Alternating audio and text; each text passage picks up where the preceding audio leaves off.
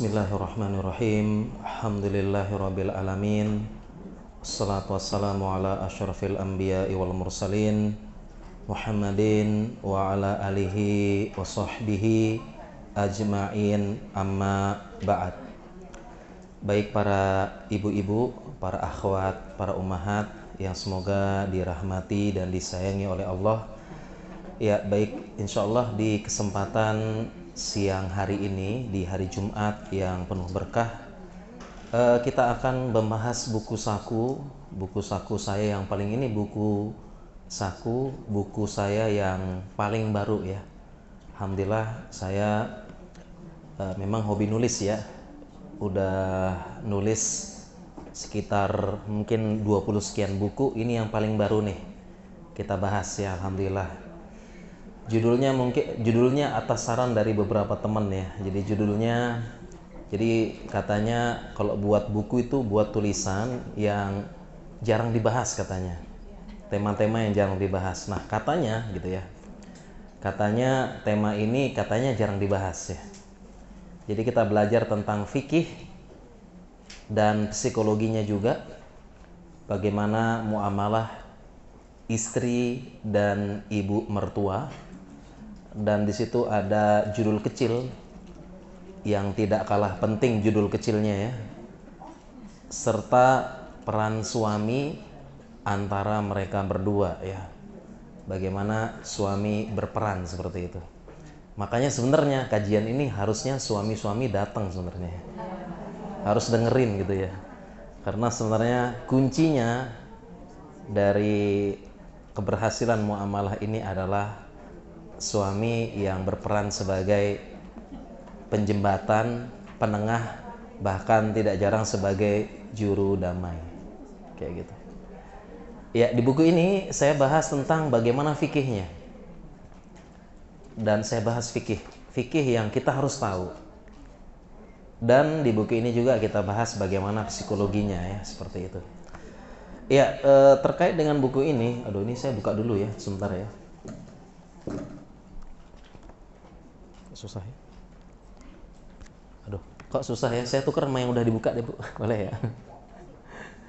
Udah ya buka, malah dapat yang baru ya, boleh ya. Oke ya, saya bawa berapa nih ya? Beberapa buku buat hadiah juga boleh, tapi udah pada buka semua ya. Gak apa-apa buat hadiah gitu ya ntar ya. Oh, buat ibu mertua. Iya, buat ibu mertua gitu ya, hadiah ya. Jadi karena saya sekarang domisilinya di Lombok, jadi bukunya itu terbatas ya. Ya, lagi dinas spesialisnya di Lombok.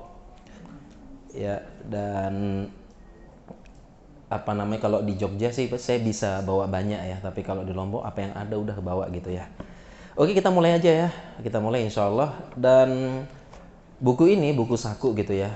Walaupun tipis seperti ini, tapi pengalaman saya kalau bahas buku saku ini kurang lebih kita butuh 4 pertemuan ya.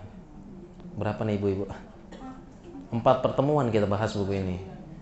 Ya, jadi nggak cukup sepertinya ya pertemuan sampai asar kita 1,5 jam ini. Sepertinya nggak cukup kita bahas ya. Karena di buku ini saya bagi menjadi 4 pembagian, 4 tema utama ya. Di buku ini saya bagi 4 tema utama ya, 4 judul utama yang nanti setiap judul ada bab-babnya. Nah, pengalaman saya, kita pernah bahas ini baru bab pertama aja, itu pun nggak selesai. Bab pertama itu pun nggak selesai ya. Oleh karena itu mungkin ya nanti kita bahas ringkas dan cepat, saya sampaikan to the point-nya aja. Setelah itu baru nanti kita perbanyak tanya jawab mungkin ya, seperti itu. Ya, mungkin kita mulai ya. Kita mungkin jelaskan dulu dari judulnya dan mukodimahnya nih, buku ini ya. Dari judul dan mukodimah, karena judulnya aja perlu kita jelaskan gitu ya. Apa judulnya? Oke, dari yang pertama, judulnya ada kata-kata fikih di situ ya. Ada kata-kata fikih. Di sini menunjukkan bahwasanya kita perlu paham fikihnya. Ya, mungkin selama ini kita belajar bagaimana fikih hak-hak suami istri ya. Ini haknya suami, ini haknya istri. Atau selama ini kita belajar tentang bagaimana fikih antara orang tua sama anak begitu ya. Ini hak orang tua, hak anak. Nah, ternyata Islam agama yang lengkap, agama yang sempurna juga menjelaskan bagaimana tentang haknya istri dan haknya ibu mertua. Itu dijelaskan. Nah, kenapa kita perlu bahas fikih di sini? Karena kita perlu tahu patokan dasar kita itu apa. Dasar kita apa? Kita perlu paham. Dan ini jadi patokan bagi sang suami terutama dalam mengambil keputusan. Ya. Dan sebagai patokan untuk musyawarah. Ini penting. Contoh misalnya ya, contoh ya. Dalam kehidupan rumah tangga, dalam kehidupan keluarga itu kita biasa akan bertemu yang namanya perbedaan kepentingan. Ya, pengennya ini. Nah, fungsi dari fikih di situ adalah kita tahu mana prioritas dan mana yang harus dimenangkan dalam tanda kutip ketika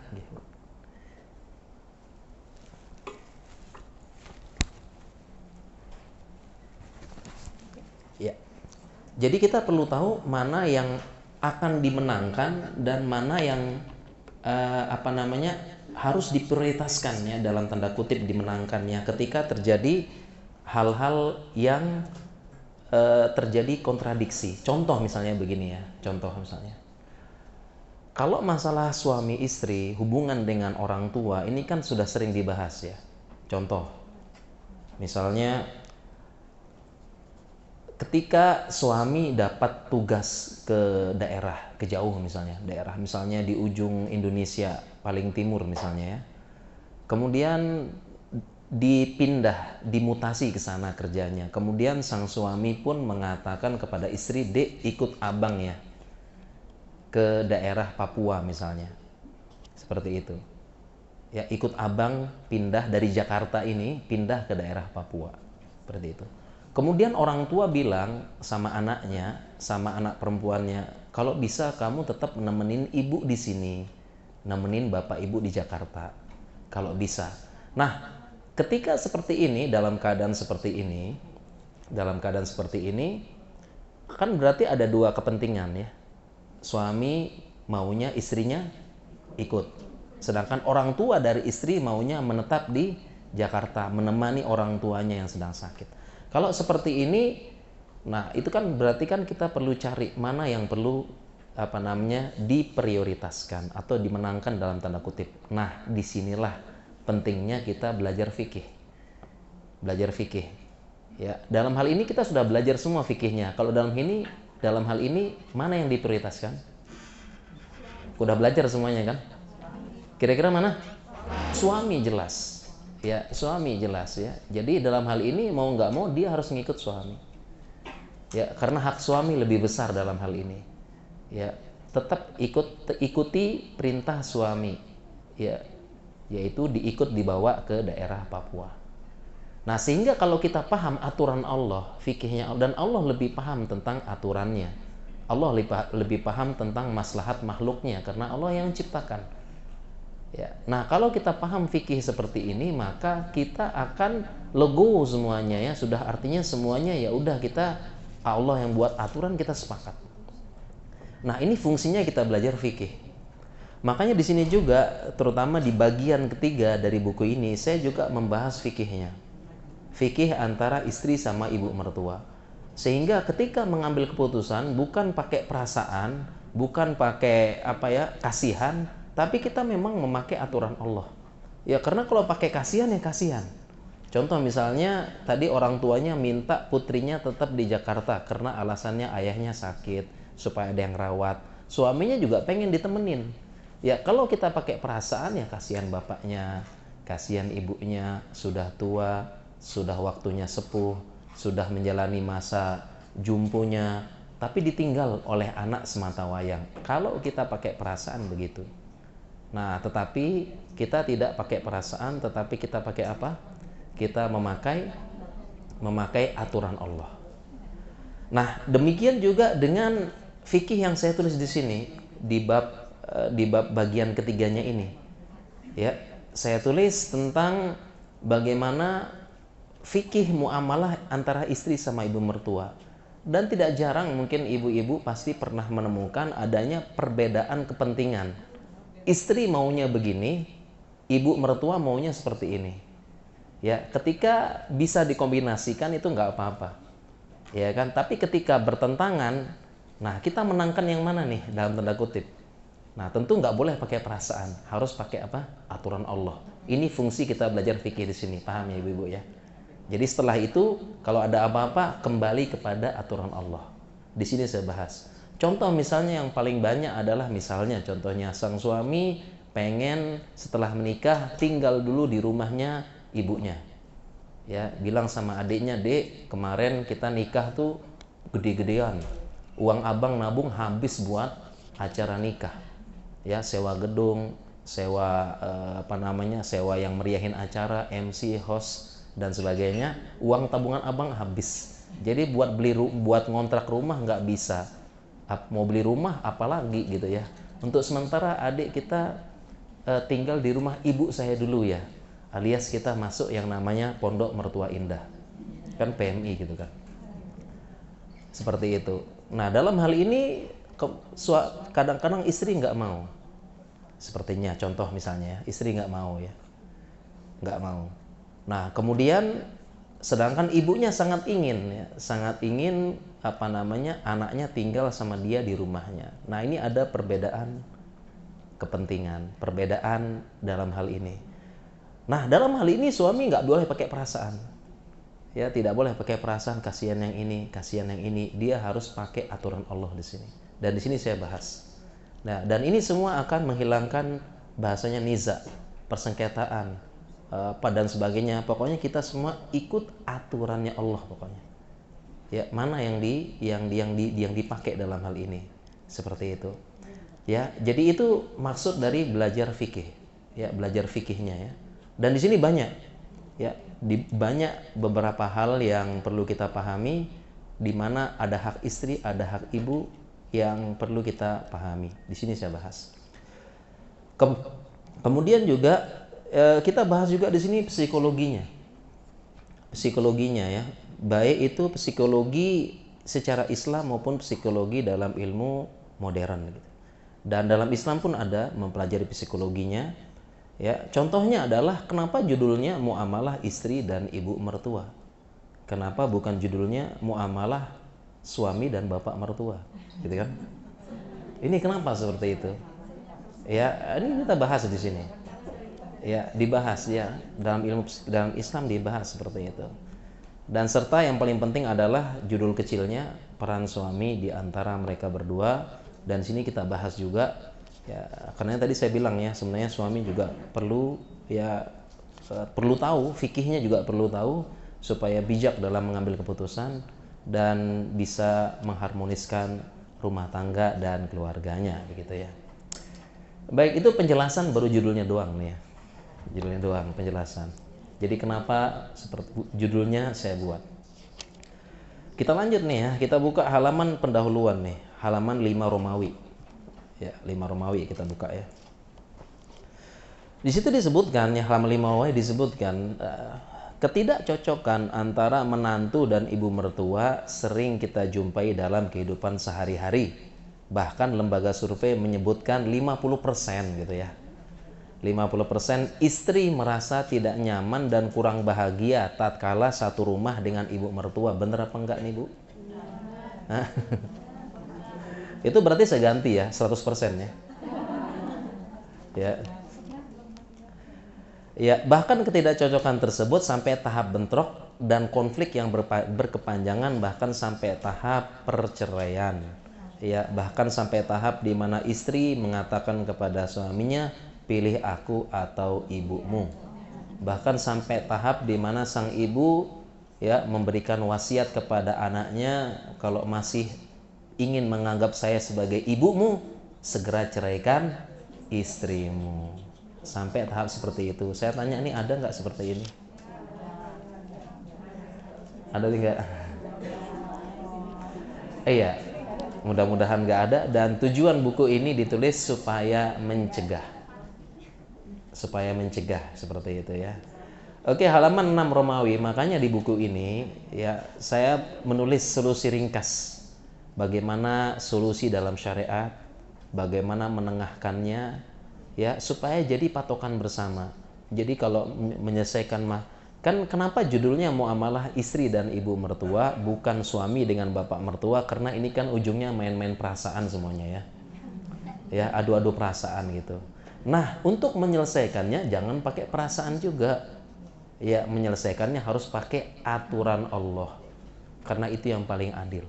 Dan kita semua pasti akan menerima. Ya.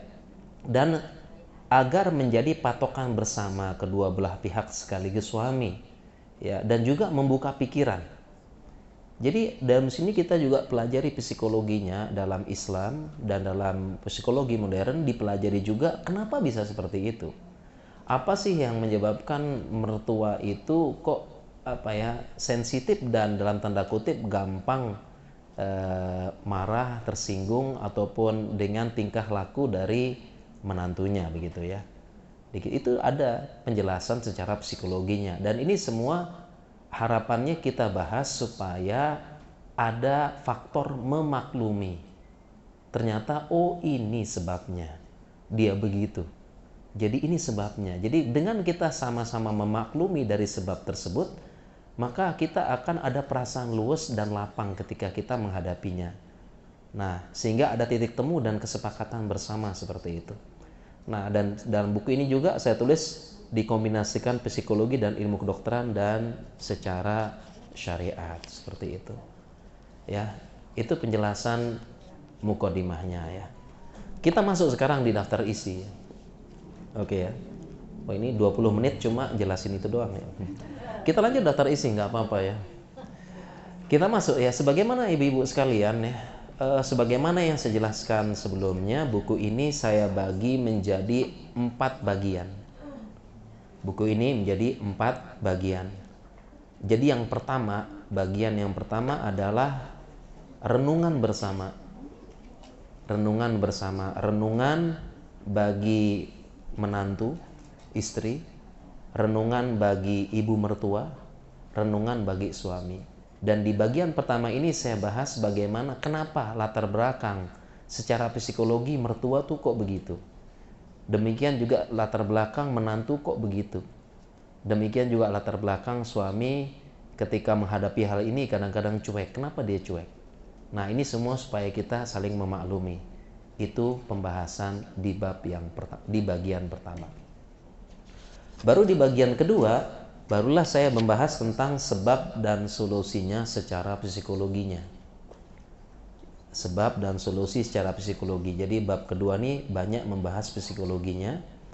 Nah, barulah bab ketiga kita membahas tentang fikihnya. Nah, ini bab ketiga bagian terpenting. Ya, fikihnya. Ya, aturan Allahnya itu bagaimana? Itu bagian terpentingnya ya.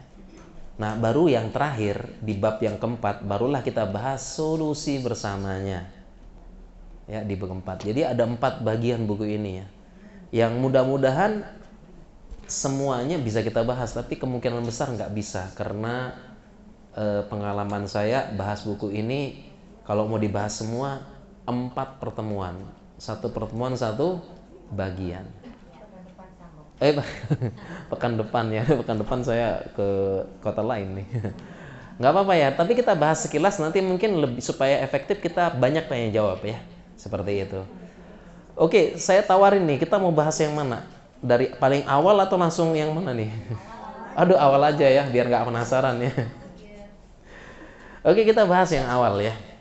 Kita bahas yang awal, dari yang awal dulu ya. Oke, itu daftar isinya.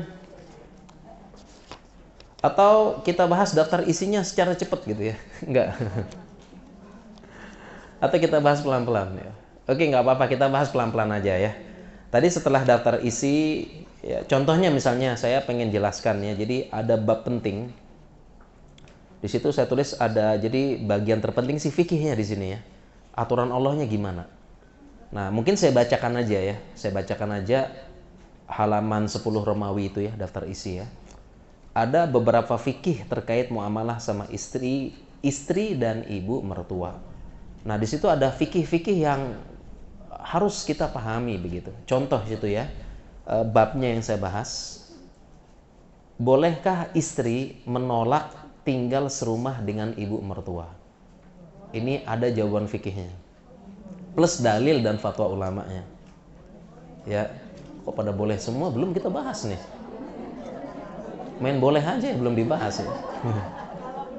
Ntar dulu gitu. Atau mungkin ada yang udah baca ya. Ada yang udah baca ya. Ini bahas fikihnya ya. Jadi kalau memang boleh ya istri boleh bilang sama suaminya, "Bang, nggak mau, Bang." Ya. Nah, kemudian yang kedua, boleh tidak istri menolak kedatangan ibu mertua ke rumahnya? Kok boleh lagi nih? Belum juga nih, belum dibahas ya. Ya. Karena nanti ada rincian ya. Kemudian selanjutnya ini fikih lagi, apakah istri wajib berbakti kepada mertua sebagaimana berbakti kepada orang tua? Ya, oke, nanti kita bahas ya.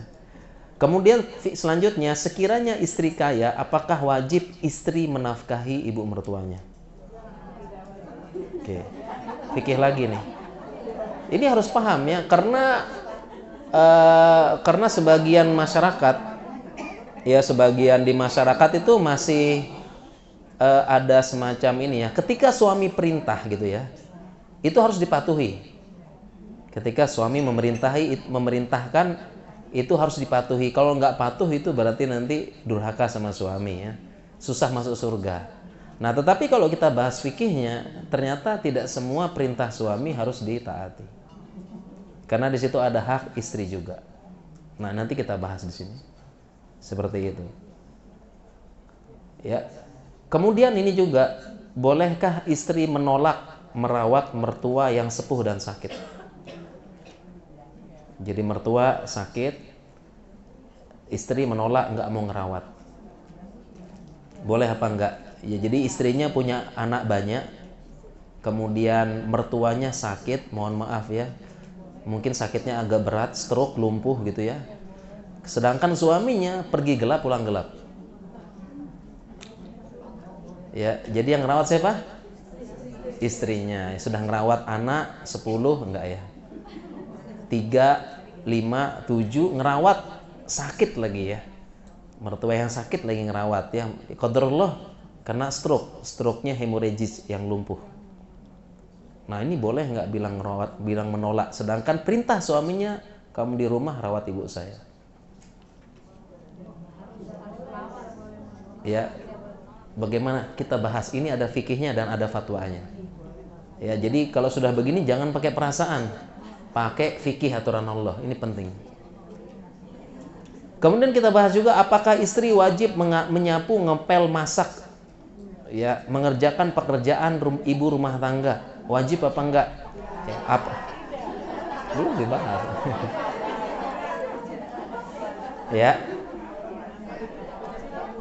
Apalagi pas tinggal di pondok mertua indah. Ya. Ya, jadi apa namanya? Ya. Wajib nyapu dan sebagainya. Jadi ini salah satu ya. Salah satu pembahasan fikih. Kemudian satu yang terakhir saya tambahkan, kalau suami wafat maka ibu berhak mendapatkan warisan dari anaknya. Ya, kalau suami wafat ibu berhak dapat warisan, tapi kadang-kadang di lapangan gitu ya, ibunya nggak dapat sama sekali. Ya, karena alasannya untuk anaknya semua. Padahal kita pakai aturan Allah, kita pakai ibunya berhak dapat. Seperti itu. Ya, itu contoh fikih yang ya perlu waktu untuk membahas. Seperti itu. Jadi kalau sudah seperti itu, jangan pakai perasaan milihnya, tapi pakai aturan Allah ya. Itu fikih-fikih yang harus kita pelajari seperti itu. Yang harus dipahami oleh ketiga belah pihak dalam memutuskan. Dan memang defaultnya, aslinya kita memang harus musyawarah. Dalam urusan rumah tangga, urusan keluarga itu memang nggak saklek, nggak kaku, semuanya dimusyawarahkan. Seperti tadi ya, suami pengen bawa istrinya ke daerah timur, orang tuanya pengen tetap di Jakarta, itu kan nggak langsung saklek ya. Pokoknya patuh suami. Kan kita harus tetap dalam keluarga, rumah tangga, semuanya kita diskusikan, kita cari jalan tengahnya, kita cari win-win solutionnya, ini bagaimana dan sebagainya. Baru ketika sudah mentok, nah, baru mau nggak mau ya kita ikut aturan Allah seperti itu. Dan demikian juga dalam hal ini ngerawat mertua yang sakit, apa jangan langsung nolak dan sebagainya. Ya, semua didiskusikan dulu, dicari win-win solution, barulah ketika inda tanazu katanya ada perbedaan, barulah kita pakai aturan Allah seperti itu. Ya. Oke, kita mulai, kita bahas satu persatu ya. Oke. Wah, sudah tinggal sebentar lagi ya waktunya ya. Nggak terasa ya. Kita mulai insya Allah ya. Ya insya Allah kita mentokin asar deh nih ya. Oke, yang pertama halaman yang 1 ya. Halaman 1 ini adalah renungan ya. Renungan bagi semuanya. Renungan bagi suami, istri, dan ini ada alasan kenapa yang kita harus memaklumi. Ya, jadi yang paling pertama, mukadimah yang paling pertama saya sampaikan di situ adalah rumah tangga hancur itu karena tidak belajar fikih nikah sebelumnya. Nggak belajar.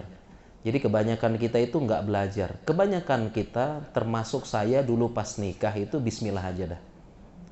Ya, harusnya al ilmul qoblal qaul wal amal. Ilmu sebelum beramal dan berkata-kata. Ya, di antara kita nggak belajar dulu. Harusnya sebelum kita berumah tangga belajar dulu apa itu pernikahan, hukum talak, hak nafkah. Sehingga laki-laki dia paham ilmu menafkahi dan istri pun bisa mengingatkan kewajiban suaminya. Hak menafkahi, kemudian juga fikih talak. Banyak sekarang ya orang, contoh tadi hak menafkahi. Banyak yang nggak paham nafkah. Ya, jadi banyak yang terlantar, anak terlantar, janda terlantar ya, sudah cerai. Ya, ternyata anak dibawa oleh istri, yang nanggung nafkahnya siapa? Istrinya. Jadi ya seperti padahal dalam Islam itu seumur hidup anak tersebut ditanggung oleh bapaknya meskipun dibawa oleh ibunya. Karena itu anaknya dan dinasabkan kepada dia dunia akhirat. Ini karena nggak paham fikih nafkah. Banyak janda akhirnya susah, terlantar. Ya, dia bawa anaknya, suami lepas tangan. Padahal dalam Islam wajib nafkahi dan mengirimkan secara berkala. Ini contoh. Demikian juga dengan fikih talak. Banyak nggak tahu kaum muslimin dikayaknya sudah ngomong talak, sudah ngomong ini, gini. Ya sudah 3, entah udah yang keberapa, tapi masih satu rumah, masih ini. Padahal sudah bisa jadi dia sudah tidak suami istri lagi. Banyak kita nggak belajar. Ya, dulu kita bismillah aja. Harusnya belajar dulu. Fikih talak, fikih demikian juga fikih hadonah namanya hak pengasuhan anak. Baru ribut setelah ini ya. Siapa yang ngasuh gini, padahal sudah jelas dalam Islam aturannya. Nggak usah ribut dulu. Jelas aturannya dalam Islam. Ini semua kenapa? Karena kita tidak belajar sebelumnya. Ada hak suami, hak istri, hak dasar suami. Itu semua dipelajari dalam Islam, diatur dengan sempurna dalam Islam. Karena kita nggak belajar aja. Sebenarnya ya, kita sebelum nikah itu ada namanya program matrikulasi dari KUA. Sebelum nikah itu dari KUA itu nawarkan ada matrikulasi tentang pelajaran nikah sebelum menikah. Tapi kebanyakan kita skip, meloncati ya, karena nggak sabar malam pertama gitu aja ya, nggak sabar. Nah, jadi harusnya belajar sebenarnya ya. Jadi banyak kita nggak ngerti, nggak paham hak, kewajiban apa, kita nggak paham, akhirnya ya demikian ya. Apa hak suami, apa hak istri kan nggak paham, padahal diatur dalam Islam. Bukan hanya hak dan kewajiban, karakter dasar suami itu dia memang karakter dasarnya begini. Istri itu karakter dasarnya begini, itu ditulis dalam Islam. Ada, cuma karena kita nggak belajar, itulah yang menyebabkan keretakan rumah tangga kaum muslimin. Dan salah satunya adalah karena nggak belajar fikih tadi yang kita sebutkan, fikih hubungan istri sama ibu mertua. Karena nggak belajar, nggak tahu jadinya. Ya, nah kalau kita belajar, insya Allah itu hubungan bagus. Kita nggak dengar kata-kata yang tadi. Ya, pilih aku atau ibumu. Kita nggak dengar lagi kata-kata yang tadi. Kalau masih menganggap saya ibumu, segera ceraikan istrimu. Kita tidak akan lagi mendengar kata-kata demikian. Ya, seperti itu. Nah, jadi intinya adalah di poin pertama, di bab pertama ini artinya kita kurang kurang nggak belajar, makanya kita belajar lagi ya, insya Allah belum terlambat kita belajar lagi, insya Allah. Baik, kita lanjutkan bab selanjutnya, halaman 4, loncat deh cepetin. Ya itu aja baru bab pertama nih, kita kapan selesainya ntar ya. Oke, loncatin langsung halaman 4 ya. Halaman 4 kita ambil poin-poinnya aja ya. Oke, halaman keempat ya, bab selanjutnya dari bagian pertama, sama salah satu penyebab keretakan rumah tangga kurangnya komunikasi. Ya, kita sudah tahu semuanya, ujung-ujungnya adalah komunikasi. Termasuk adalah komunikasi antara istri dengan ibu mertua di sini. Ya. Jadi kurangnya komunikasi antara istri dan ibu mertua. Tetapi komunikasi antara istri dengan ibu mertua itu berbeda dengan komunikasi suami sama istri. Ya, itu berbeda, jauh berbeda. Kalau suami sama istri langsung ngomong. Ya, kalau istri lagi marah sama suaminya langsung diomelin di tempat. Ya, live gitu kan. Tapi kalau istri lagi merasa gimana gitu sama ibu mertuanya, apakah langsung disampaikan? Tidak, pasti dipendam. Dipendam, akhirnya tinggal nunggu meledak aja gitu ya. Tunggu meledak ya. Ya baik, mohon maaf ya ibu-ibu, ini ada pengumuman, mohon mobil dengan plat B2873 SRJ ini mohon digeser gitu ya. Karena ada truk sampah mau masuk gede kayaknya nih. Ya ini mohon ya, bagi tadi memang pas masuk sini memang jalannya penuh ya. Ya jadi mohon ya, ini ada mobil ya yang punya mobil plat B2873 SRJ ini mohon digeser gitu ya, karena ada truk sampah mau masuk. Penting nih truk sampah ya untuk keberlangsungan ya. Jadi mohon ya, sekali lagi saya baca ya, B2873 SRJ ya, mohon digeser dikit ya, karena ada truk sampah mau masuk ya. Mudah-mudahan tidak terlalu menghalangi jalan gitu ya. Oke, kita lanjut ya. Tadi sampai mana? Oke, sampai dari tadi ya, kalau kan hubungan antara komunikasi antara istri dengan ibu mertua tentu beda dengan komunikasi antara suami sama istri. Kalau suami sama istri langsung ngomong, ya, istri lagi marah sama suaminya langsung ya di tempat. Tapi kalau istri ada sesuatu dengan ibu mertua, apakah langsung diucapkan, diproteskan gitu ya? Protes langsung? Jawabannya tidak, pasti dipendam dahulu. Dipendam dan tinggal tunggu meledaknya aja gitu ya. Seperti itu. Tentu beda ya komunikasi. Nah, oleh karena itu dalam hal ini saya tulis di situ, suami berperan penting sebagai perantara. Ya, sebagai juru bicara, menyampaikan komunikasi kedua belah pihak, bahkan sampai tahap mendamaikan antara keduanya, seperti itu ya, antara keduanya seperti itu ya. Dan kunci utamanya adalah komunikasi, jelas di sini komunikasi ya, seperti itu. Dan tentunya ya komunikasinya adalah ketika sebelum tidur ya, ngobrol-ngobrol sebelum tidur antara suami istri. Tentu suami istri lebih banyak menyampaikan unek-uneknya daripada ibu mertua. Jadi unek-uneknya istri itu lebih banyak daripada ibu mertua ya.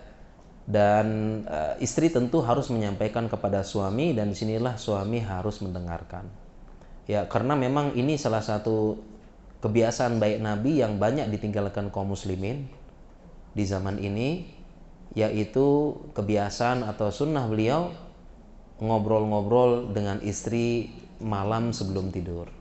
Nah, ini yang paling banyak ditinggalkan. Ya, artinya jangan sampai tidak dilakukan sama sekali. Artinya pernah begitu ya. Jangan sampai nggak pernah. Ya, cuma ngobrolnya cuma bulan-bulan awal pernikahan aja. Setelah itu nggak pernah sama sekali. Jangan ya. Kalau bisa adalah ngobrol ya. Nggak harus panjang, ngobrol singkat, ngobrol sebentar sebelum tidur. Ya. Dan kebiasaan ini karena ditinggalkan, inilah yang menyebabkan kerusakan dari rumah tangga. Dan kalau kita bahas hadis ini, pembahasan yang panjang, di sini mengandung ilmu psikologi yang dalam. Ya, kenapa kebiasaannya malam? Kenapa? Karena malam waktunya luang, sudah sunyi, sudah sepi, anak-anak duduk, sudah hilang dari perkara dunia. Ya dulu belum ada HP soalnya ya. Sudah nyaman, masing-masing sudah menunaikan ini, sudah melakukan ritual sebelum tidur suami istri ya. Sudah lega semuanya, sudah plong, sudah nyaman, dan sehingga komunikasi saat itu adalah komunikasi dari hati ke hati. Bukan komunikasi yang dilandasi dengan emosi dan dendam.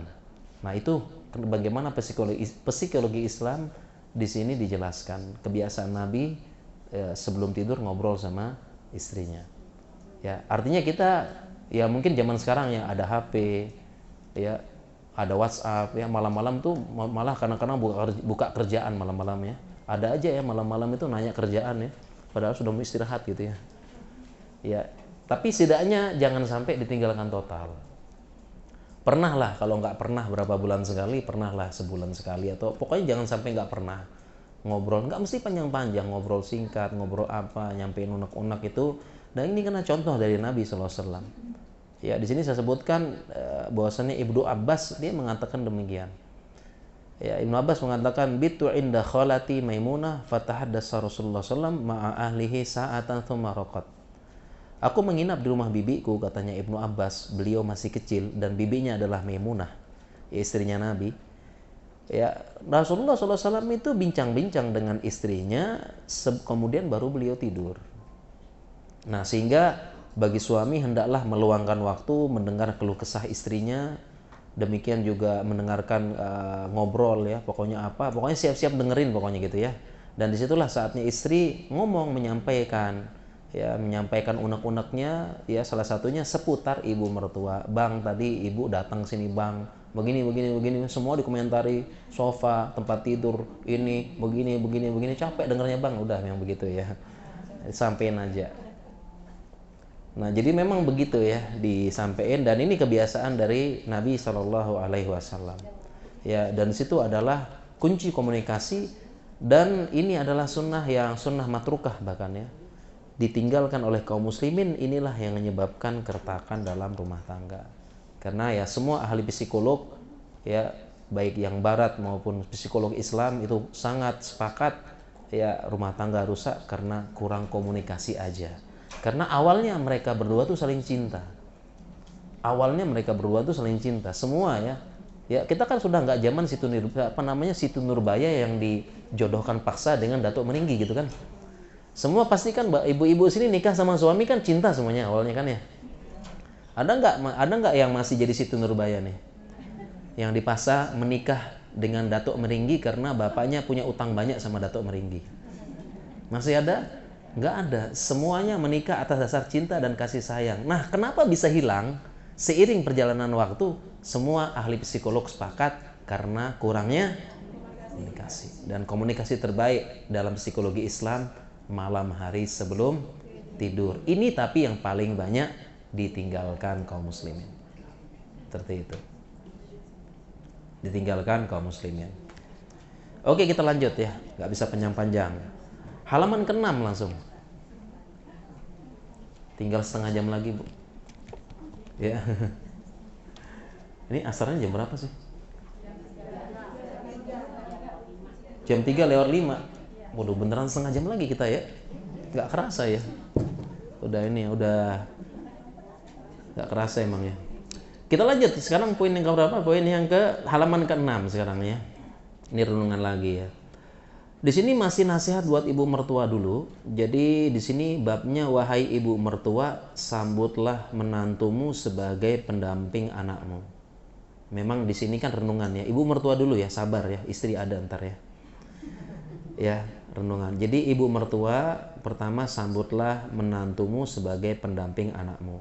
Nah, ini renungan bagi ibu mertua. Dia perlu memahami benar bahwasanya menantu perempuannya itu adalah pendamping anaknya seumur hidup. Dia harus paham. Ya, dan perlu dipahami juga namanya suami istri itu adalah pakaian. Saling melengkapi dan saling membahagiakan. Hunna libasul lakum wa antum libasul lahunna wa hunna libasul lakum wa antum libasul lahun. Kan itu kan dalam Al-Qur'an Allah berfirman ya. Ya, kalian perempuan adalah selimut bagi laki-laki dan kalian laki-laki adalah selimut bagi perempuan. Jadi perlu disadari perempuan, suami istri, jadi ibu mertua ingat suami istri itu pakaian yang saling melengkapi dan saling membahagiakan. Nah, sehingga ibu mertua perlu paham ya, kalau memang menantunya tidak bahagia, berarti suaminya juga ikut tidak bahagia. Yang suaminya itu notabene-nya siapa? Anaknya. Nah, itu perlu kita pahami gitu. Ya, jadi jangan hanya melihat satu pihak aja. Ini perlu dipahami. Ya, kalau dia lihat menantunya sedih terus, ya terlalu lama di ospek bahasanya, ya kan? Kelamaan di ospek, ya ospek kan sebentar doang gitu ya. Tapi ini kalau di ospek seumur hidup sama ibu mertua ini kan, ya kan? Di ospek gitu ya. Nah, kalau kelamaan ya mau nggak pasti ya ada kesabaran ya, pasti apa namanya tadi lama-lama meledak gitu kan ya. Meledak ya, lama-lama meledak ya. Dan itu juga pasti akan dilihat oleh siapa? Oleh suaminya. Ketika istrinya sedih, tidak sadar, apa namanya capek, makan hati, dilihat oleh dia juga tidak akan maksimal melayani suaminya, tidak akan maksimal bekerja di rumah, tidak akan maksimal mengurus anak-anak. Ya, tentunya akan jadi kepikiran bagi siapa? Bagi suaminya. Suami juga ikut sedih, suaminya juga ikut kepikiran dan sebagainya. Ya, dan ini ibu mertua perlu paham. Jadi bukan hanya apa namanya menantu yang sedih, tapi suaminya juga, di mana suaminya itu notabene-nya adalah anaknya. Nah, ini perlu dipahami. Jadi para ibu mertua jangan merasa menang gitu ya. Menang ya, kapok loh gitu ya. Soalnya begitu. Jangan merasa begitu, karena yang sedih juga anaknya. Ya, yang kepikiran juga anaknya. Yang nambah pikiran juga siapa? Anaknya. Ini perlu dipahami sekali oleh ibu mertua. Nah, sebaliknya kalau memang menantunya sedih, menantunya itu bahagia, menantunya itu baik, maksimal melayani suaminya, suaminya juga akan bahagia. Yang suaminya itu adalah anaknya, anaknya juga bahagia. Seperti itu. Ini perlu direnungkan. Seperti itu. Kemudian demikian juga di situ disebutkan kata-kata disuruh menyambut ya. Menyambut sebagai pendamping anakmu dan mendampingi seumur hidup. Seumur hidup. Di situ ada kata-kata menyambut, mengapa? Karena berbeda, karena yang namanya menantu perempuan itu kan mayoritasnya dibawa oleh suami ke kampung suami dan bergabung bersama keluarga suami. Ini mayoritas. Ya, mayoritasnya begitu ya. Nasnya. Nah, sehingga menantu perempuan atau sang istri tersebut, dia statusnya kurang lebih mirip seperti tamu dalam tanda kutip atau orang baru dalam tanda kutip di lingkungan keluarga suami. Ya, suami. Jadi sehingga ibu mertua itu perlu menyambut dengan kehangatan, keceriaan agar menantu tidak merasa canggung serta bisa berbaur dengan lingkungan keluarga suami. Ya, dan saya ingat ada ungkapan dalam bahasa Arab ya. Innal binta doifatun fi baiti abiha. Itu ada ungkapan seperti itu. Sesungguhnya anak perempuan itu tamu di rumah bapaknya. Paham gak kira-kira? Anak perempuan tamu di rumah bapaknya. Kenapa kira-kira? Anak perempuan tamu di rumah bapaknya. Kenapa kira-kira? Iya, karena sebenarnya anak perempuan itu cuma sebentar sama kita. Cuma sebentar. Setelah itu jadi tamu dia. Contoh misalnya, saya punya anak nih ya. Saya punya anak sekarang SMP. Dia mondok. Ya, mondok sekolah tahfiz. Berarti dia bersama saya cuma 12 tahun. Selebihnya dia jadi tamu saya. Ya, kapan dia bertamu? Nanti liburan semester. Dia bertamu. Dia cuma bertamu 5 hari. Setelah itu dia pergi lagi. Ya, kemudian setelah itu kapan? Akhir libur akhir tahun. Dia cuma bertamu seminggu 2 minggu. Setelah itu dia pergi lagi. Ya, dia cuma setelah itu bertamu anak perempuan. Bertamu sebentar pergi lagi. Setelah dia selesai sekolah, nikah dibawa suaminya, ini lebih bertamu lagi nih. Ya mulai digilir ya, lebarannya sekarang ke sini, sekarang ke rumah sana, sekarang ke sini. Ini lebih jadi tamu lagi. Ya, terlebih dibawa suaminya jauh ke sana. Ya, kok nggak pulang-pulang? Ya, uang tiket pesawat mahal. Ya, pulangnya 5 tahun sekali. Pulangnya 3 tahun sekali. Ini lebih menjadi tamu lagi. Cuma dan itu pun datang sebentar. Ya, 3-5 hari jadi tamu pergi habis itu. Itulah hakikat anak perempuan. Makanya benar. Doifatun fi baiti abiha. Dia tamu di rumah bapaknya karena dia jadi tamu memang. Beda sama anak laki-laki. Anak laki-laki malah ada yang jaga kandang, ya. Dia malah jaga kandang, dia nggak pergi-pergi malah dia. Seperti itu. Nah, oleh karena itu karena disebut tamu, makanya sesungguhnya menikahi gadis itu hakikatnya memisahkan. Jadi menikahi gadis itu hakikatnya memisahkan. Kita pisahkan dia dari bapaknya yang menyayangi, ibunya yang rohim sama dia, dan kakak-kakaknya serta adik-adiknya yang memberikan keceriaan. Makanya ya ibu mertua itu perlu paham, dia itu baru saja dipisahkan dari orang-orang yang menyayangi dia. Dipisahkan dari ibunya yang sangat sayang, dipisahkan dari bapaknya yang memanjakan, dan dipisahkan dari saudara-saudaranya, teman bermain dan berbagi suka dan duka. Ya, jadi hakikatnya dia ini baru dipisahkan. Makanya ibu mertua harus paham. Ya, harus paham. Dan ini renungan bagi siapa? Bagi ibu mertua. Terutama kalau anak menantu perempuannya dibawa ke rumahnya atau ke lingkungan barunya. Makanya judulnya adalah sambutlah dan memberikan kehangatan serta keceriaan. Oke ya, baik. Kita lanjutkan ya halaman yang ke-7 gitu ya. Halaman yang ke-7 ini masih bagi ibu mertua ya, sabar dulu ya. Ya, ini bagi ibu mertua. Wahai ibu mertua, jadilah ibu yang baik bagi menantu. Dan di sini ada beberapa poin ya. Ada beberapa poin cara menjadi ibu yang baik. Di sini disebutkan ibu. Ya. Kenapa? Karena dia menggantikan ibunya. Ya, tadi kan kita pisahkan ya. Ya, menikahi gadis hakikatnya memisahkan dari keluarganya. Jadi dia menikah itu ya kita pisahkan dia dari ibunya.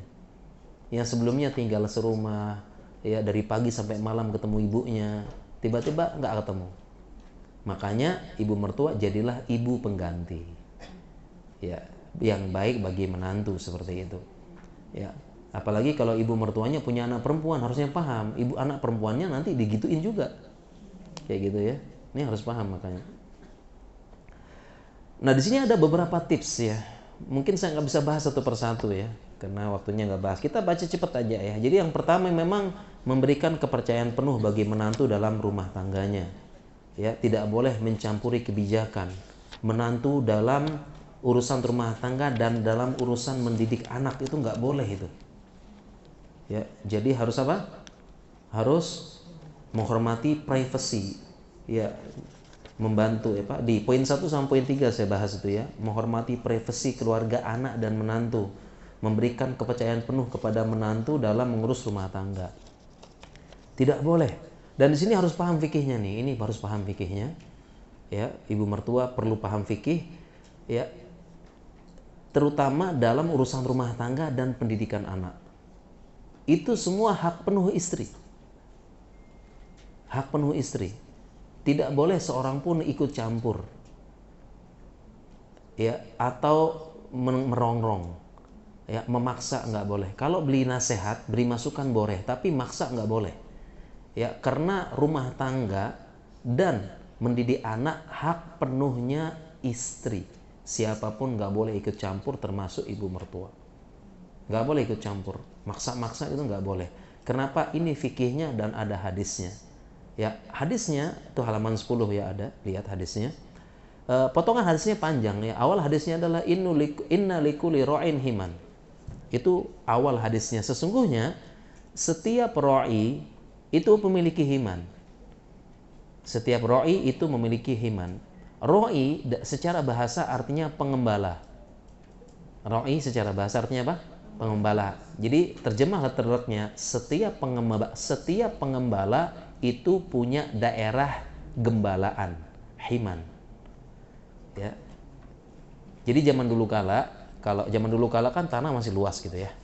Gunung, lembah masih luas.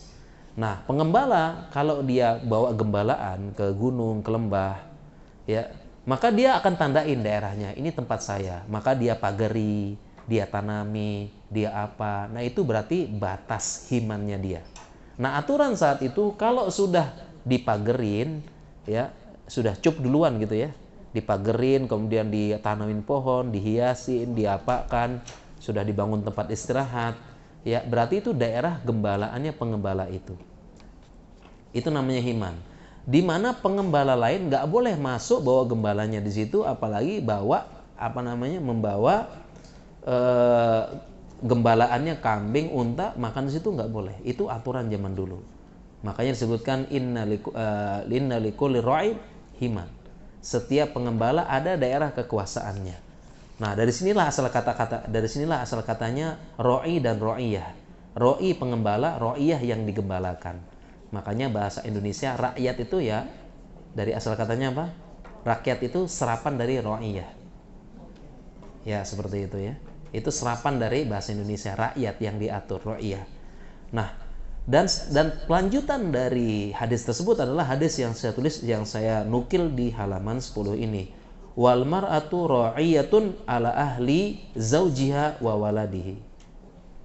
Wal mar'ah, seorang istri, ra'iyatun, dia pengembala, punya kekuasaan. Di mana?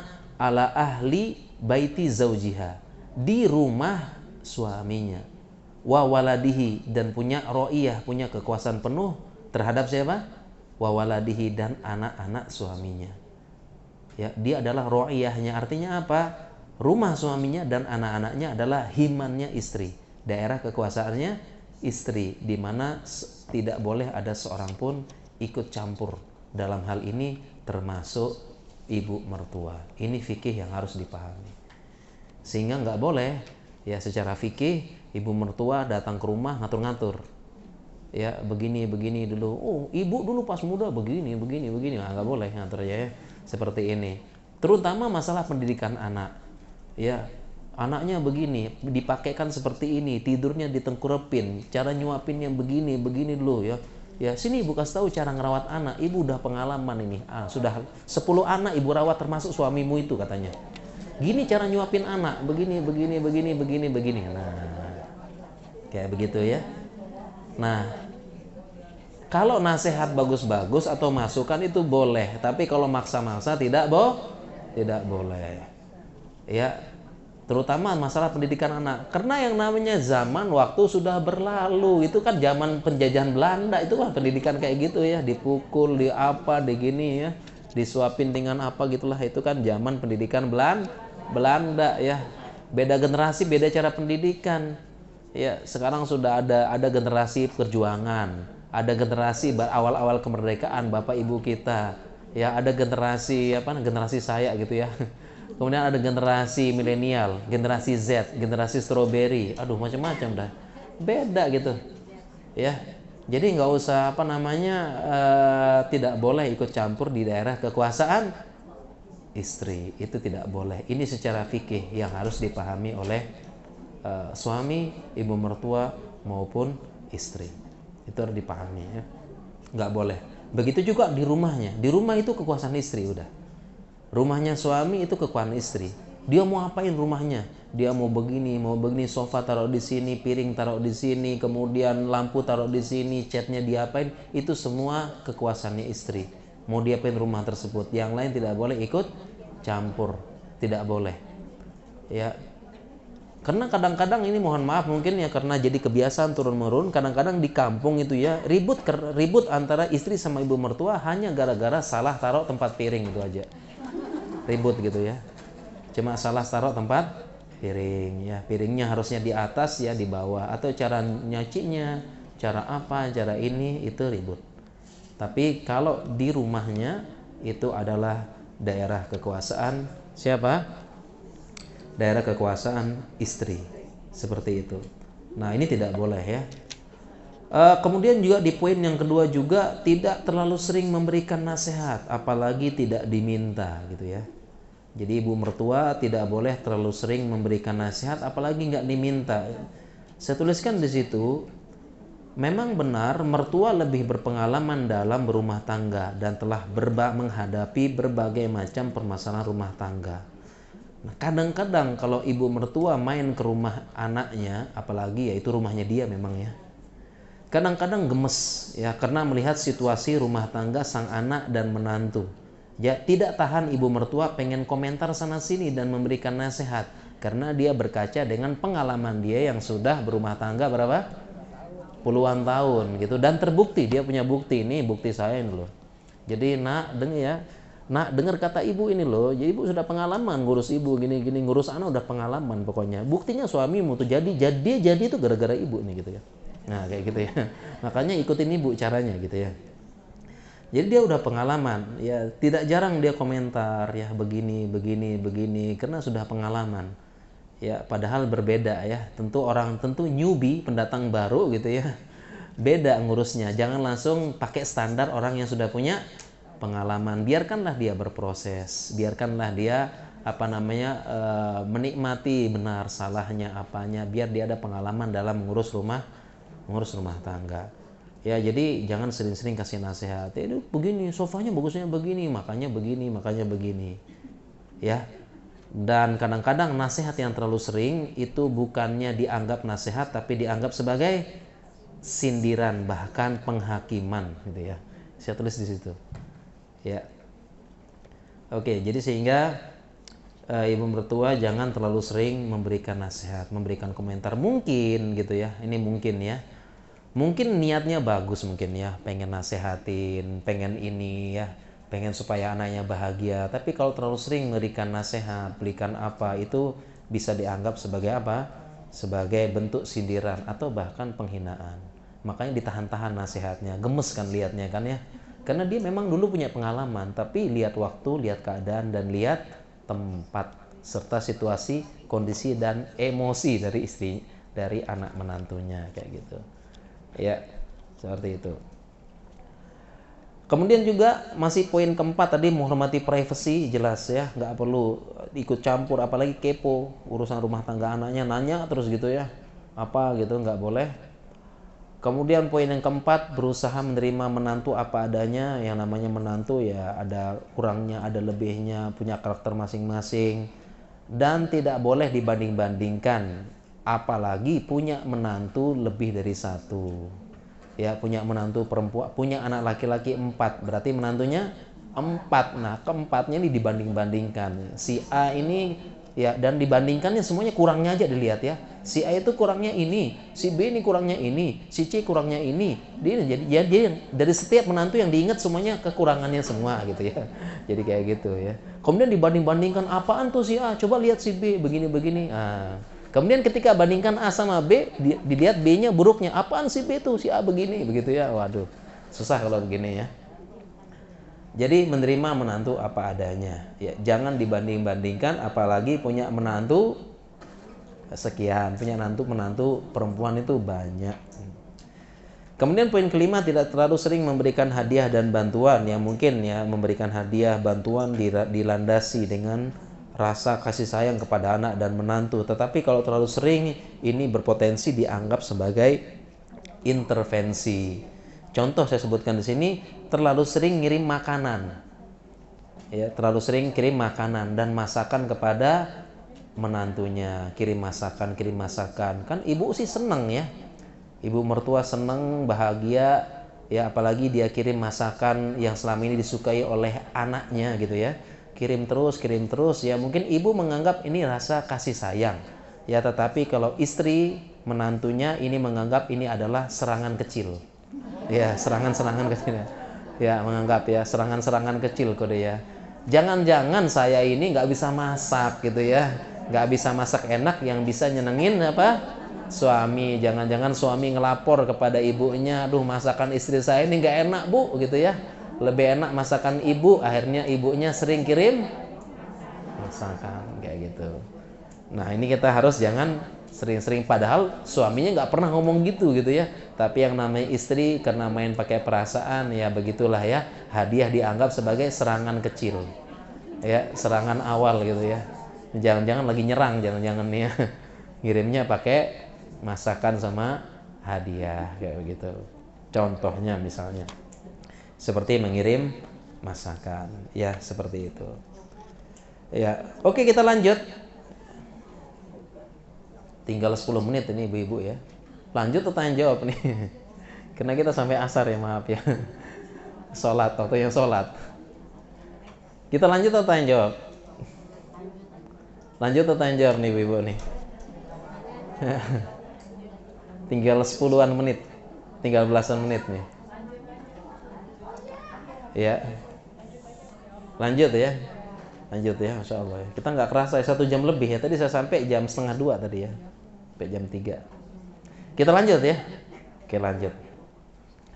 Dan ternyata masih nasihat buat ibu mertua nih. Sabar tadi ya. Ya. Ya, masih renungan buat siapa? Ibu mertua gitu ya. Ibu mertua ya. Kemudian halaman 12, wahai ibu mertua, ingatlah saat engkau pertama kali menjadi menantu dahulu, tidak layak berbalas dendam. Jadi ibu mertua ingat-ingat dulu saat pertama kali jadi menantu, nggak boleh balas dendam. Ya. Mengapa demikian? Karena cerita orang dulu begitu ya. Cerita orang dulu, zaman dulu itu ya, zaman dulu pernikahan itu masih dekat antar kampung ya. Jadi zaman dulu tuh kalau nikah antar pulau itu udah pisah selamanya lah. Ya, karena zaman dulu itu kapal sebulan sekali. Pesawat boro-boro gitu ya. Zaman dulu. Jadi kalau pisah, sehingga zaman dulu tuh pernikahan apa ya? Zaman dulu tuh seperti ini, rumah besar. Sekarang kan rumah besar dulu ya. Halaman luas ya. Sehingga satu halaman itu isinya rumah utama, baru rumah anak, rumah anak, rumah anak, rumah anak. Sehingga satu rumah itu, satu komplek tersusunlah beberapa keluarga. Ya, dengan bapak ibunya, kemudian anak-anak, anak-anak yang juga berumah tangga di situ. Itu susunan rumah zaman dulu gitu ya. Seperti itu. Nah, sehingga zaman-zaman generasi dahulu kala dia merasakan yang namanya kehidupan seperti itu, rumah keluarga. Ya, di mana di situ ada ibu mertua, kemudian menantu-menantunya sekitar itu. Sehingga mirip-mirip kerajaan, di mana ibu mertua itu adalah ratunya, sedangkan menantu-menantunya adalah para dayang-dayangnya. Kayak gitu. Nah, sehingga ketika datang menantu baru perlu diospek sedikit. Ya, diospek sedikit ya. Diospek menantu baru datang. Nah, dialah yang ditambah lagi di zaman dulu belum ada seperti kayak ini zaman sekarang ya. Ada ada mesin cuci, ada ada alat pel otomatis, ada laundry bahkan gitu ya. Kemudian ada keran ledeng. Zaman dulu kala itu subuh-subuh jam 3 udah bangun ya, kemudian mulai masak, mulai belah kayu, mulai panasin kompor, mulai masak, kemudian habis sholat subuh nimba sumur ya, pompa air, masak dan sebagainya. Jadi itulah pekerjaan menantu baru di situ, di ospek dulu. Ya, seperti itu. Ya. Ya, jadi itu kurang, dan kemudian ada penggilingan, ada cobek, ada sapu, ada alat pel, kurang lebih seperti suasana gym lah ya. Ya, suasana gym gitu ya. Ngangkat ya, menunduk gym ya, dimana instrukturnya adalah ibu mertua langsung. Kayak gitu. Jadi itu keadaan di mana di zaman dahulu kala. Ya, di zaman dahulu kala kurang lebih seperti itu ya. Nah, itu yang dia alami dahulu seperti itu. Jadi memang sudah menjadi turun-temurun adat yang namanya menantu ya kayak begitu. Harus patuh sama ibu mertua. Ibu mertua adalah ratunya, menantu adalah dayang-dayangnya zaman dulu. Kurang lebih seperti itu. Bisa dibayangkan ya, tinggal di rumah satu kompleks ya. Nah, seperti itu. Jadi masih seperti itu. Nah, sehingga dulu dia kan ketika jadi menantu dibegitukan. Nah, sekarang saatnya dia jadi ibu mertua, dia akan memperlakukan hal yang sama. Dan dia akan menganggap hal ini adalah hal yang wajar. Sudah terjadi turun-temurun. Seperti itu. Ya, dan sekarang, dan wataknya manusia punya sifat balas dendam. Itu watak manusia yang tidak bisa dihilangkan. Makanya kalau kita dalam suatu instansi, organisasi, yang mana di situ ada senior junior, pasti tetap ada yang namanya balas dendam. nggak bisa dihilangkan. Saya ketika sekolah spesialis itu sistem pendidikannya senior junior, tetap ada senior junior, senior patuh sama junior. Kalau nggak diajarin nanti, nggak diajarin operasi, nggak boleh ikut operasi ya. Dia operasi seperti itu, senior junior. Ya di mana? Ketika jadi junior, dia pasti protes. Oh seniornya kok kayak gitu ya, zolim ya, nggak punya perasaan gitu ya. Kok kita digituin sebagai junior? Oke, udah ya. Kemudian setelah dia naik jadi senior, gimana kira-kira? Setelah jadi senior, ya kira-kira gimana? Balas dendam nggak? Dia lupa dulu dia pernah berkata begitu pas jadi junior. Ya kejem banget sih gitu ya. Kok begitu ya, nggak perhatiin perasaan dan sebagainya. Pas jadi junior dia pernah berkata begitu, tapi ketika sudah jadi senior lupa. Itu menjadi watak manusia balas dendam. Nah, mungkin ini yang terjadi kepada ibu mertua. Dia punya mindset begitu. Dulu saya dibegitukan, sekarang saatnya membegitukan. Ya. Jadi begitu, menganggap menantu pokoknya ya udah, ya kurang lebih ya, seperti kedudukan dayang-dayang lah, atau statusnya ya di bawah saya sedikit begitu ya. Seperti itu. Nah, jadi setelah kita melihat ya dan tentunya kebiasaan dan adat bukan patokan dalam kehidupan. Karena kita punya kebiasaan dan adat yang baik dan buruk. Kalau baik dipertahankan, yang buruk dihapus. Dan itulah fungsi agama. Jadi patokan, bukan sekedar adat. Karena kalau adat mana yang diikutin? Kalau pemikiran, otak mana yang kita mau ikutin? Makanya harus ada patokan adat, patokan syariat. Nah, di dalam syariat tidak demikian. Tadi sudah kita jelaskan batasan dan haknya. Sehingga memang tidak boleh bagi ibu mertua itu membalas dendam. Saya dulu jadi menantu pertama kali digitukan. Berarti sekarang saatnya lah seperti itu. Nah, ini kita tidak boleh. Ya, makanya para ibu mertua itu nggak boleh ya, tidak boleh balas dendam. Ya, dia harus perhatikan fikih dalam Islam yang namanya rumah dan anak himan lil mar'ah, daerah kekuasaannya seorang istri. Seperti itu. Ini harus dipahami seperti itu. Ya, harus dipahami. Nah, kalau kita pahami seperti ini, insya Allah keretakan-keretakan ataupun hal-hal yang bisa memicu perselisihan bisa dikurangi kalau kita memahami hal-hal seperti ini. Ya. Oke. Itu renungan bagi ibu mertua. Oke ya. Renungan bagi ibu mertua. Iya. Sekarang kita lanjutkan. Ya, kita cepatkan ya. Sekarang halaman ke-14. Nah, inilah baru renungan bagi siapa? Istri. Wah, tiba saatnya ibu mertua sekarang dengerin pokoknya. Siap-siap dengerin ya. Tadi gue aja yang kena ya. Sekarang lu denger nih katanya. Enggak ya. Enggak ya, insya Allah ya, sama-sama denger gitu ya. Oke, para jamaah tinggal 5 menit nih. Saya izin pamit karena sudah mau asar soalnya ya. Kita lanjutkan nih berarti ya. Enggak ada tanya jawab berarti nih. Enggak ada ya. Dan kita berhalaman 14. Itu pun itu pun di skip ya. Dari 70 halaman ya. Tadi udah saya sampaikan ini seharian harusnya dibahas. Baru tuntas gitu ya. Daurah bahasanya, harusnya daurah. Oke, nih pembahasan terakhir ya. Setelah itu saya izin pamit ya karena ya waktu asar sudah sampai ya. Insyaallah. Kita bahas yang terakhir ini, mudah-mudahan nasihat buat istri ya, biar istri juga ya kurang lebih paham ya, harus memahami ya. Di halaman 14 itu, wahai istri, pahamilah bahwasanya ibu mertua itu merasa anak laki-lakinya adalah kebanggaan dan miliknya dalam tanda kutip sebelum pernikahan. Nah, ini para istri perlu paham bahwasanya ibu mertua merasa anak laki-lakinya siapa? Kebanggaan dan miliknya sebelum pernikahan. Ya, jadi ini yang menyebabkan namanya ibu mertua tuh sensitif. Dalam tanda kutip ada perasaan cemburu, dalam tanda kutip lagi ada perasaan pengen protes, kok anak laki-lakinya diambil. Jadi di sini saya sebutkan para istri perlu paham bahwasanya sang ibu mertua adalah wanita yang bisa jadi kayaknya bukan bisa jadi lagi ya, iya kayaknya nih, yang merasa anaknya direbut, merasa anak laki-lakinya direbut. Jadi sang ibu mertualah yang merasakan beratnya hamil. Ibu mertualah yang menyusui. Ibu mertualah yang mendidik, menyayangi kita kecil. Ketika anak laki-lakinya tersandung, ibu mertuanya lah yang mengangkat. Ketika menangis, dia yang menenangkan. Mendidik, ibu mertualah yang memberikan support ketika anak laki-lakinya sedang terjatuh. Ibu mertuanya lah yang memberikan kenangan kecil yang indah. Ibu mertuanya lah yang mendidik dia, support, mensekolahkan sampai dia menjadi seorang laki-laki yang dalam tanda kutip jadi mandiri, punya penghasilan, bisa dibanggakan, dan dia menjadi orang yang besar dan terpandang.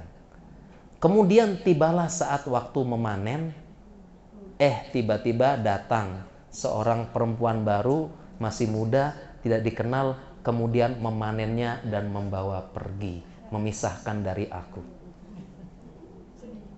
Sedih nggak? Ya. Jadi para istri perlu paham. Saat memanen tiba-tiba diambil. Di saat memanen harusnya dia anak laki-lakiku tinggal bersamaku. Ya, dari pagi aku lihat, aku masih bangunkan sebagaimana aku membangunkan dia ketika kecil. Ya, di pagi hari dia pun masih pamit sama aku, salim berangkat kerja sebagaimana dulu ketika kecil berangkat salim ketika sekolah. Ketika pulang pun masih ketemu sama dia, aku masih lihat dia makan. Aku masih bisa memasakkan masakan enak dia, kesukaan dia sejak kecil. Malam harinya juga masih ketemu sama dia, masih ngobrol, masih apa. Setelah menikah dengan perempuan yang baru tersebut, masih muda, pendatang baru, tiba-tiba anak laki-lakiku sudah hilang. Bangun pagi sudah nggak ada lagi. Ya, waktu jam 7 nggak ada lagi yang pamit salim kepada aku, nggak ada lagi. Siang-siang aku nggak punya motivasi lagi memasak karena udah nggak ada yang dimasakin. Tidak ada lagi yang ngantar belanja, ngantar arisan, ngantar ini. Anak laki-lakiku sudah direbut oleh sang perempuan pendatang baru tersebut. Dan dialah yang memanen. Sedih nggak? Nah, ini yang perlu dipahami oleh para istri. Yang perlu dipahami oleh siapa? Para istri. Ya, jadi itulah kenapa mertua itu lebih sensitif ibu mertua seperti itu.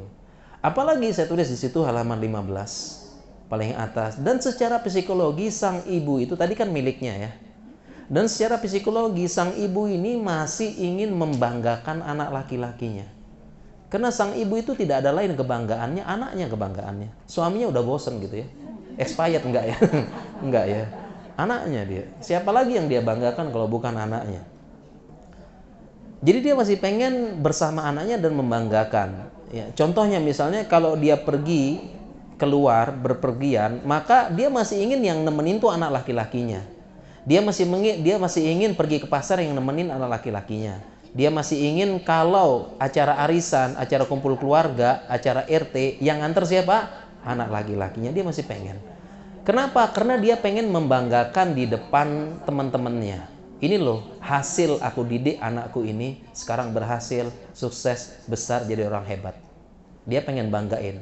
Jadi pas acara arisan ditanya, "Jeng, kesini sama siapa?" "Oh, sama anak laki-laki saya," gitu lah. Kemudian pas dijemput, "Nak, sini benar, Nak, tak kenalin sama anak-anak, sama teman-teman ibu." Dikenalin teman-teman ibu, sebenarnya banggain sebenarnya. Lagi banggain anaknya gitu loh. Ini temannya ibu gini. Pasti nanya, "Sekarang di mana?" "Oh, sekarang dia udah jadi manajer," gitu. Yang jawab ibunya malah, bukan anaknya gitu ya. Ya memang pengen begitu, itulah fungsinya kebanggaan ya. Tapi itu semua jadi hilang. Ya, angan-angan menjadi buyar setelah diambil oleh wanita muda pendatang baru. Seperti itu. Ini psikologi yang perlu dipahami bagi para istri. Oleh karena itu di paragraf selanjutnya, dan ini yang paling terakhir banget gitu ya. Oleh karena itulah ya di halaman terakhir, halaman 15, psikologi yang perlu dipahami. Oleh karena itu memang sang istri dalam hal ini perlu dalam tanda kutip sedikit mengalah. Ingat, sedikit mengalah, dan itu pun pakai tanda kutip. Karena katanya kalau mengalah terus sama mertua bisa hilang kewarasan katanya. Ya, seperti itu.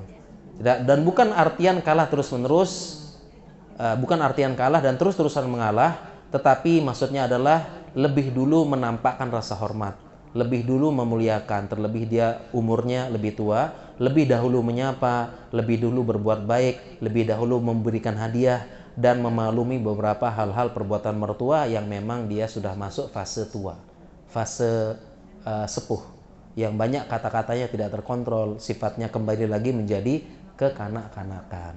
Itu semua perlu dipahami oleh seorang istri dasar tersebut. Seperti itu.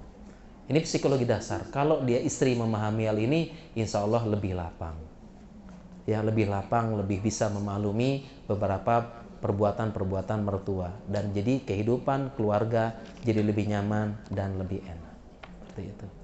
Ya, insya Allah kalau memahami dasar seperti itu, dan nanti insya Allah ibu-ibu pun suatu saat yang punya anak laki-laki akan merasakannya. Kan ingat, ibu-ibu yang punya anak laki-laki suatu saat akan merasakannya, akan merasakan hal ini. Seperti itu. Nah, dengan enaknya seperti itu, dengan memahami, memaklumi, kita tahu psikologinya, kita semua bangun di atas dasar memaklumi. Ini kan enak jadinya. Insya Allah kalau seperti ini nggak ada lagi kata-kata tadi, pilih saya atau ibumu, atau kalau kamu masih menganggap ibu saya sebagai ibumu, ceraikan istrimu. Insya Allah tidak ada kata-kata lagi seperti itu. Baik ibu-ibu sekalian, para jamaah, tidak terasa kita hampir 1,5 jam ya. Gak kerasa emang nih. Ternyata waktu kita sudah habis. Kayak gitu ya. Dan ini sudah masuk waktu asar, kayaknya udah azan ya. Saya izin dulu ya. Ya mungkin demikian yang bisa sampaikan ibu-ibu. Ya kapan-kapan deh. Saya nggak tahu kapan. Mudah-mudahan kita bisa datang lagi ke sini. Kita bahas lagi sampai habis nih buku ini ya, gitu ya. Kalau bisa sampai, kalau bisa kita bahas sampai sore gitu ya. Mudah-mudahan ya. Oh iya boleh gitu ya, insya Allah ya kita bahas, dan mungkin bisa lebih banyak tanya jawab lagi, hal-hal yang belum bisa ditanyakan, yang belum kita bisa bahas ya. Baik ibu-ibu sekalian, para akhwat dan para ummahat, mungkin demikian yang bisa kita sampaikan ya. Kurang lebihnya saya mohon maaf. Ini buku ini gimana cara bagiannya ya? Oke, cara gimana? Ya, gitu ya gitu. Ya ini bukunya saya bagiannya gimana nih? Ya mungkin saya kasih ini deh, saya kasih Ibu Nil aja. Oke, nanti dikasih ya, dihadiahkan deh siapa yang belum dapat ya. Ya belum ada juga. Iya tolong. Iya oke. Ya baik ibu-ibu sekalian, mungkin ini juga ya, ini juga nggak usah saya bawa aja. 3 deh hadiahnya nih. Ini juga deh, boleh yang belum dapat ya. Ternyata banyak yang belum dapat ya.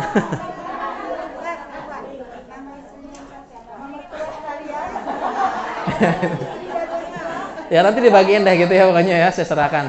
Oke, mungkin ibu-ibu saya pamit dulu ya, udah asar nih. Ya kalau gitu ya, saya akhirnya subhanakallah bihamdika, asyhadu alla ilaha illa anta, astaghfiruka wa atubu ilaik. Assalamualaikum warahmatullahi wabarakatuh.